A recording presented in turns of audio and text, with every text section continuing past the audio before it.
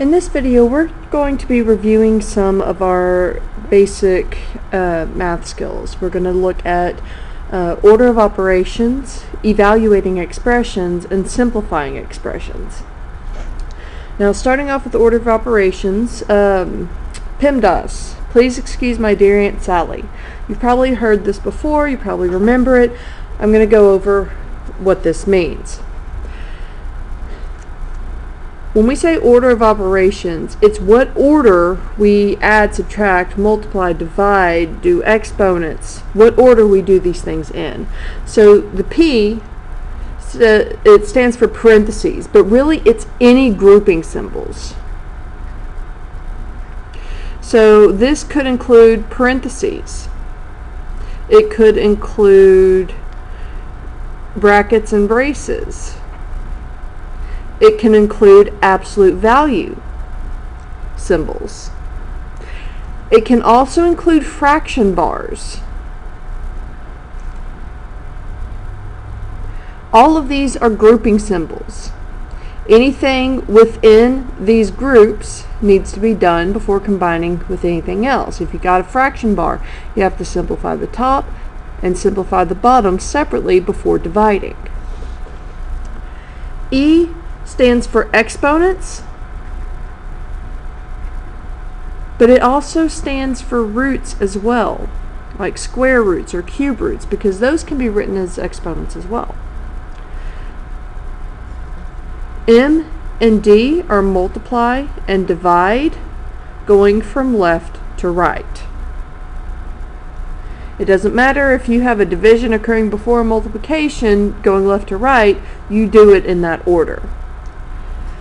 A and S stand for addition and subtraction, again going from left to right, regardless of if you have addition then subtraction or subtraction then addition. You do it in whatever comes in, going from left to right. So let's look at a couple of examples. Right here we have several sets of grouping symbols. We've got the absolute value, that's our innermost grouping symbol, the parentheses here, and then this final grouping symbol on the outside. Of course, there's also the fraction bar, which in itself is a grouping symbol. Now, by the time you're in Algebra 2, hopefully you can do more than one thing at a time. So hopefully you can realize that I can simplify things in the top and in the bottom on the same step. So for now, what I'm going to do is I am going to take care of the absolute value. I'm also going to go ahead and square root the 9 and cube the 3. And I can do all of these things because I am not combining anything in some of these groups. This is not interfering with any of the other two groups. This is not interfering with these groups, so it's okay for me to combine these in one step. So I'm bringing over the 15 minus, I'm keeping the parentheses because I'm not combining what's in there yet.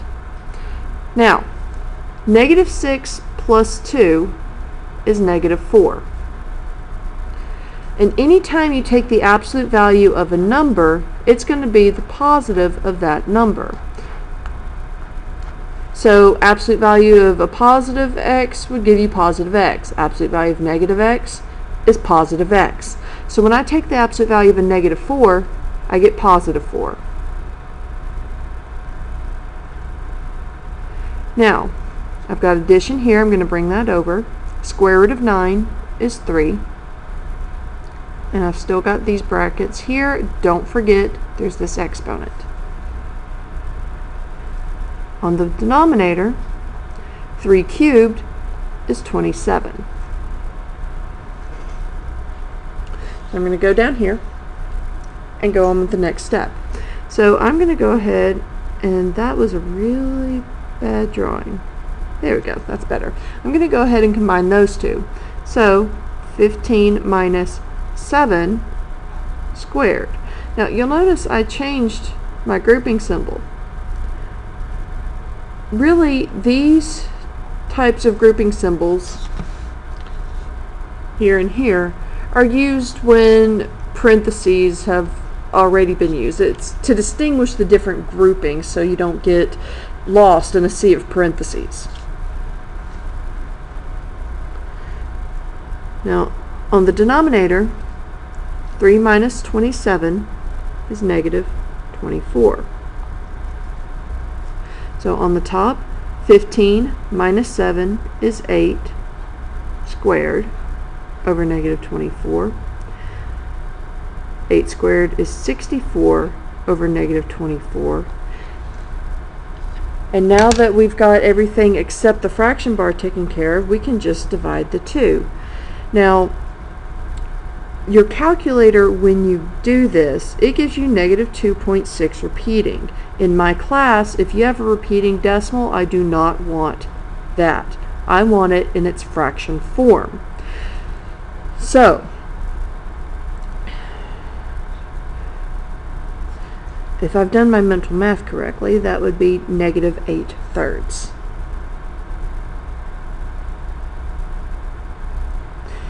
Now,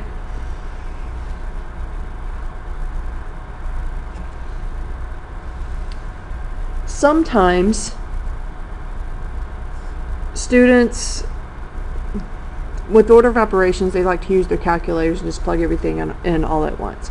Sometimes you can do that, as long as you're okay, as long as you're careful and don't make any typos. The example we just finished, typing it in all at once, there's a lot of room for error when you type it in all at once. It is better on ones like that to do it in stages.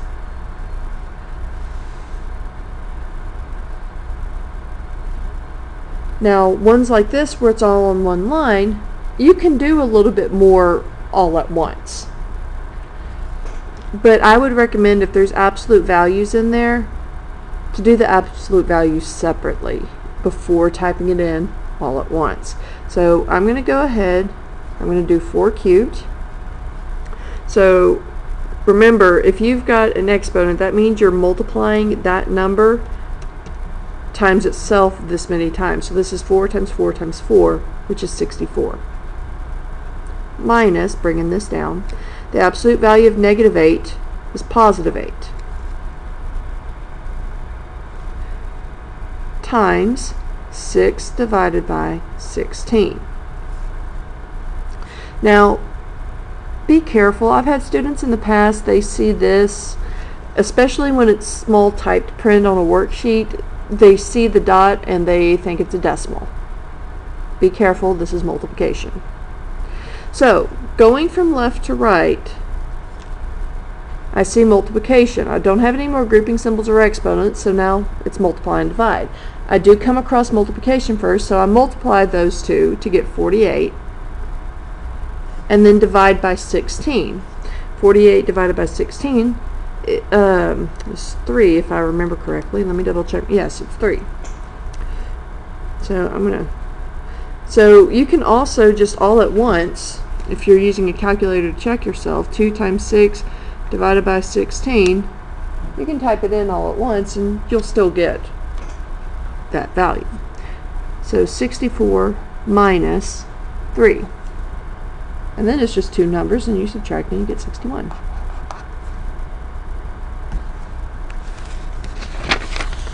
Right? Now, evaluating expressions is, when we say evaluate, we mean to basically find the equivalent value. So we have an expression with several variables, but we're told what the variables are. So basically this is telling me to plug in the numbers and simplify. So plug it in, then use order of operations to simplify. So here, A is 3 times b squared. Well, b is negative 4. Do be careful though. Anytime you have an exponent and you're plugging in a number like this to evaluate, put the number you're plugging in parentheses. In fact, it's not a bad idea to do it on any number you're plugging in, just to be on the safe side. Now, let me back up. Let me explain the reason. If you do negative 4 squared in the calculator, it's going to give you negative 16. If you, however, do it properly, you're squaring negative 4. This is negative 4 times negative 4, which gives you a positive 16. This is why you want parentheses. Okay, so back to this problem. C is 8 plus 12. So I'm going to simplify a little bit. I'm going to go ahead and do negative 4 squared to get 16. And then 8 plus 12 is 20. 3 times 16 is 48 over 20. And 48 divided by 20 is 2.4.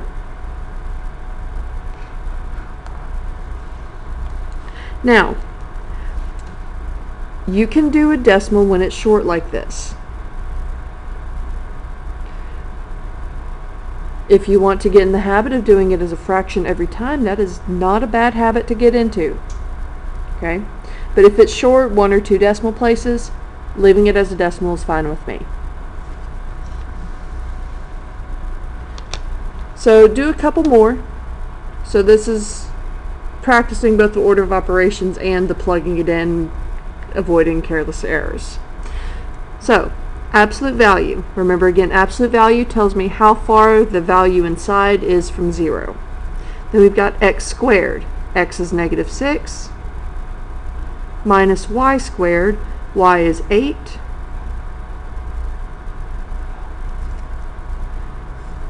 minus x, which is negative 6, times y, which is 8. So, what I'm going to do first is I'm going to square these and multiply these. So, absolute value, negative 6 squared is positive 36. 8 squared is 64. Minus, then I have negative 6 times 8, which is negative 48. We got a double negative here, so really that's just going to be addition. Alright, so now we still have a grouping symbol. The absolute value symbol counts as a grouping symbol, so we need to take care of that first. If I subtract here, I get negative 28. The absolute value of negative 28 is positive 28. So we have 28 plus 48, and we get 76.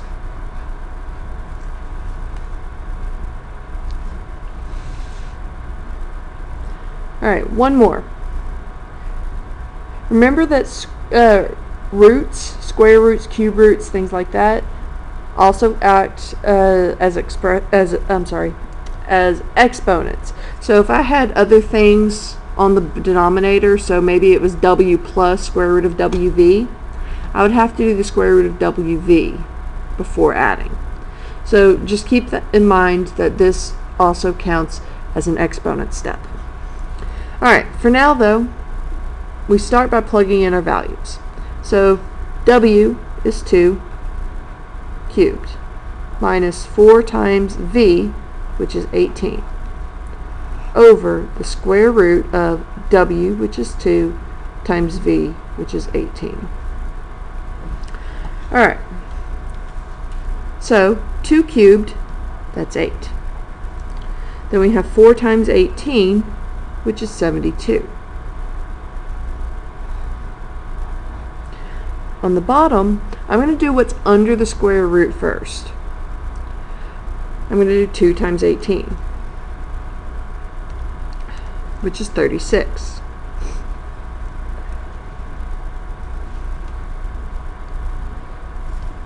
Now, on the top, I'm going to subtract. 8 minus 72 is 64, or negative 64, sorry, negative 64. On the bottom, square root of 36 is 6. Now that I've gotten that answer, I reduce.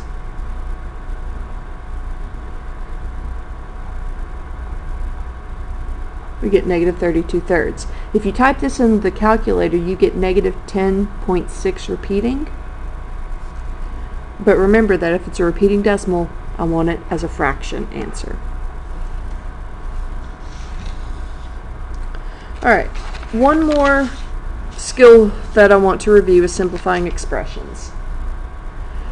When you're simplifying expressions, see if you can distribute. If you can distribute, do so. If not, move to the next step, which is combining like terms. So in all my examples, I have distributing steps that you have to do, and some of them they get students even if they know what they're doing. It still gets them. I'll show you on these two. This one though is pretty straightforward. First, distribute the 2. I'm going to bring down the 13. 2 times 3n is 6n. 2 times negative 7 is negative 14. And I'm going to bring down the 19n. Now I combine like terms. 6n plus 19n is 25n. 13 minus 14 is negative 1. And because there are no more like terms, this is as much as we can do to simplify. On this next example, what gets a lot of people is the second part. The first part, they distribute the negative 8. They usually don't run into problems. They'll get the negative 16x minus 8y and be fine. What gets them is the second part.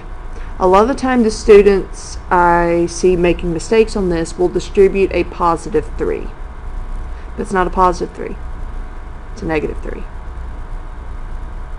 So you have to distribute a negative 3. So negative 3 times negative 5 is positive 15x. Negative 3 times negative 2 is positive 6y. And now we can go and combine like terms since there's nothing else to distribute. So negative 16x plus 15x is negative 1x, or you can just write negative x. Negative 8y plus 6y is negative 2y. And there are no more like terms, so we're done.